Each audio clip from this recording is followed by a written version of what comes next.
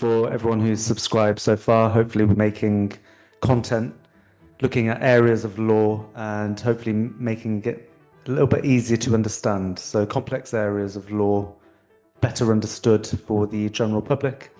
And today we're going to look at the Theft Act in particular. One or two subscribers approached me and contacted me regarding a video which I'm going to share shortly, a very small clip of an incident whereby a man was installing the Union Jack outside another man's property. The man who owned the property came out, had a bit of an altercation, said he didn't want it ruining the outlook of his house, and he felt that he had the rights to request him not to put it up there.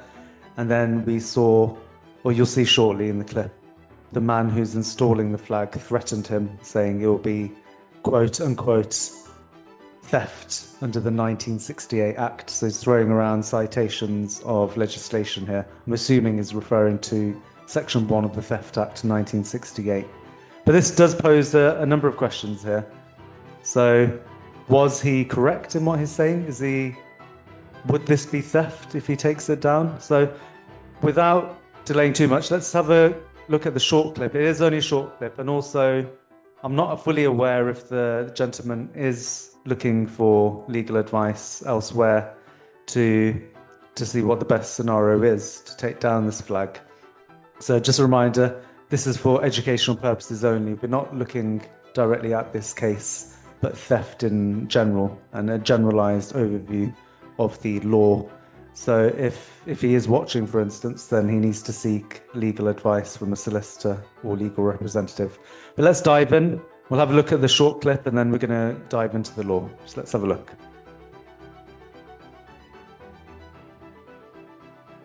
Top that is. That's the bottom. Do you mind not putting them up there, please? You can report it to the council. Sorry? Report it to the council. Well, no, I'm asking you. Politely, we've had could you not do it? We've had donations in the streets to come and do it. Oh, that's fine. You're entitled to your opinion. I'm asking you not to do it here. Yeah. It'll be odd though if we just leave this one out. Sorry? It'll be the odd one out if we leave this one out. I don't mind. Yeah, well, everyone else do. Do they? Everybody? Yeah. You've asked everybody in the street? Yeah. Not everybody. We've had donations in the street. If you don't like it, there's the correct channels to go through. You can ring the police, you can ring the council, and you can go through it that way. Or cut it down yourself. Or cut it down yourself. Okay. And that's theft. And I've got that on camera, you admitting it. So it will be reported to the police. What will? Theft under Section 1, 1968 How Act. can you report theft when it hasn't happened? Because you've just admitted you're going to do it. No, I didn't. Yes, I've got it on camera, don't worry. So that was a very short clip on an incident that's gone viral on social media. So it's currently November 2025, and that video has been shared a number of times, and people are on both sides of the fence on this.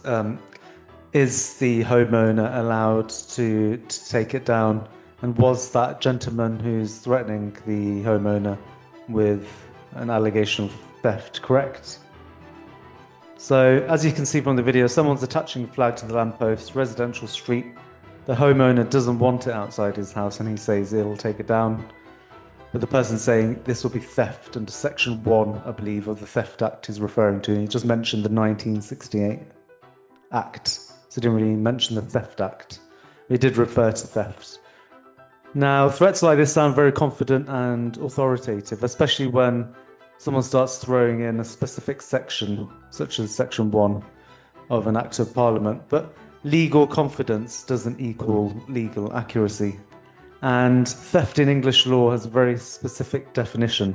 And simply removing an object, especially one placed or near your property, does not automatically meet that definition. So let's break down what theft actually requires then.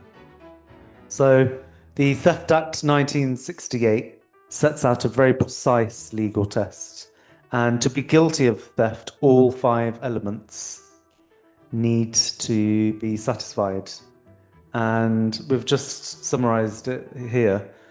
But to be guilty of theft, dishonest appropriation of property belonging to another with the intention to permanently deprive them, and the prosecution must prove all of them for theft to have been deemed taken place. Even if one of them is missing, it isn't theft. So when someone confidently shouts, "Oh, that's theft," the real question is, do all of these elements apply in the situation? So let's revert back to the flag incident and go through them one by one, starting with appropriation. Just a reminder, if that gentleman is seeking legal guidance as to what to do next, this is just for educational purposes only. We're just looking at, from an outside point of view, what potentially is the best interpretation of the scenario. In terms of the first element, appropriation simply means assuming the rights of the owner. So if you take an item intending to treat it as your own, that can be deemed appropriation. But here's the key: removing something is not automatically appropriation. If you remove something only to hand it back, or remove something from your property for safety or to make a point, or you believe you have a legal right to remove it, then it's not necessarily appropriation in the criminal sense. In our scenario, the homeowner doesn't want something placed outside his house.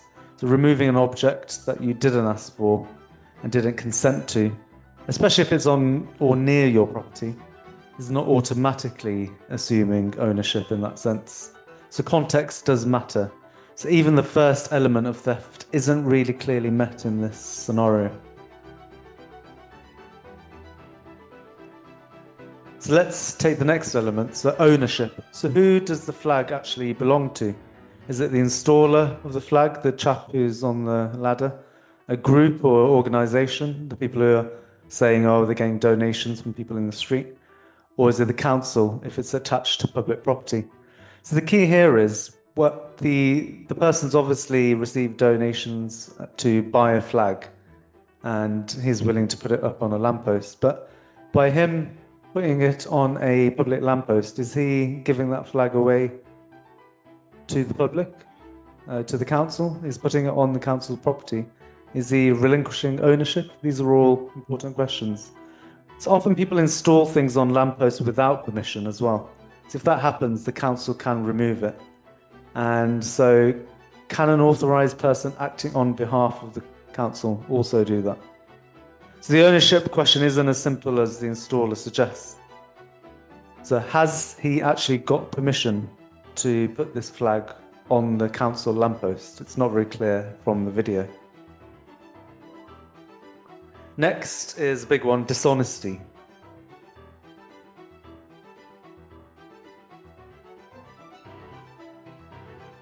And under the Ivy and Genting test, the court asks, what did the person honestly believe the facts to be? And based on that belief, were they acting dishonestly by ordinary standards? So if the homeowner genuinely believes I have a right to remove unauthorised signage outside my house, then it's very unlikely that he would potentially be deemed or even considered dishonest. So again, the installer's claim collapses under scrutiny. The homeowner acting in belief of a legal right is a strong defence.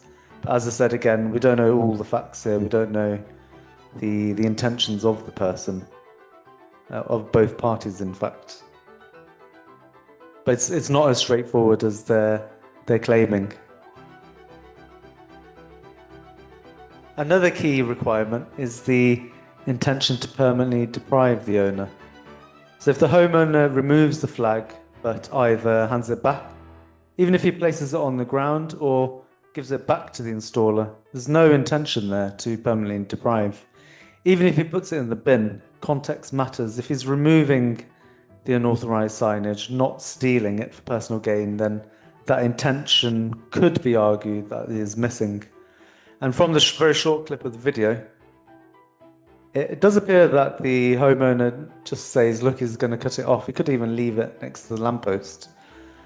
And there was also a secondary threat by the person putting it up saying, look, if it is removed, then we'll just put it back up again. So it's not very clear here. So again, the installer's threat doesn't really hold up. The situation's more about disputes over permission and property rights rather than any criminal theft. I mean, even you could even stretch to say criminal damage if he starts destroying the flag. But again, that is a bit of a stretch. So let's put all this together. Again, this is just a very brief overview of what we saw on the video. To charge someone with theft, the prosecution must prove dishonesty, appropriation of property belonging to another with intention to permanently deprive. In this scenario, almost none of the elements are clearly met. You have to argue each one really at a stretch. So what we really have is property rights issues. Did the installer have permission to put a flag on a council lamppost? It's not very clear. Did the homeowner have legitimate concerns? So he's got a flag directly in front of his house, affecting the outlook of his house. Again, the pros and cons of patriotism and supporting one's own country, that's for another episode by someone else, potentially.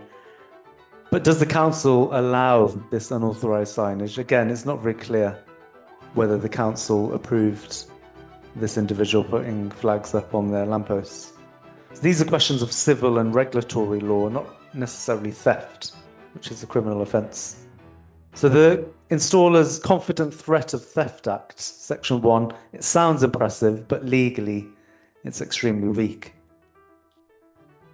So hopefully you found this breakdown useful. Please hit the subscribe button, it really helps the channel grow. If you've got any questions about this incident, the Theft Act, or any other legal topics you want covered in the future, do drop a comment below.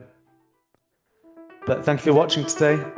Hope to see you on the next video, and see you soon. Take care.